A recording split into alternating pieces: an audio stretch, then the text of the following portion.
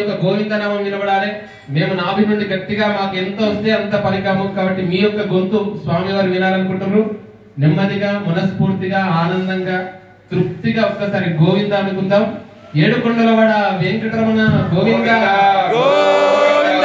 ముక్కులవాడ అనాథ రక్షక గోవింద, పరివార సమేత రామభద్ర స్వామికి, ఆంజనేయ మూర్తికి, లక్ష్మీ గణపతికి, దత్తాత్రేయ స్వామి భగవానికి, మట్టపల్లి లక్ష్మీ నృసింహస్వామి భగవానికి, లక్ష్మీ నృసింహస్వామి భగవానికి, మట్టపల్లి నివాసాయ మధురానంద రూపిణే మహాయజ్ఞ స్వరూపాయ శ్రీ నృసింహాయ మంగళం. అలాంటి నృసింహ స్వామికి సంబంధించినటువంటి మహా హవనాన్ని కూడా పూర్తి చేసుకున్నాం. మా అన్నయ్యలు వచ్చారు, తర్వాత సంస్కృత సోదరులు, తర్వాత మృత్యుంజయ అన్న, అందరూ కూడా వేదమూర్తులు ప్రతి ఒక్కరికి కూడా ధన్యవాదాలు తెలుపుతూ భారతీ జగద్గురు శ్రీ శ్రీ శ్రీ భారతీ తీర్థ స్వామి భగవానికి, శ్రీ శ్రీ శ్రీ విధుశేఖర భారతీ తీర్థ మహాస్వామి భగవానికి, సకల సాధు భగవానికి, సాధు సంతతికి, గోబ్రాహ్మణేభ్య శుభమస్తు నిత్యం, లోకాః సమస్తా సుఖినో భవంతు. పిడకిట తలంబ్రాల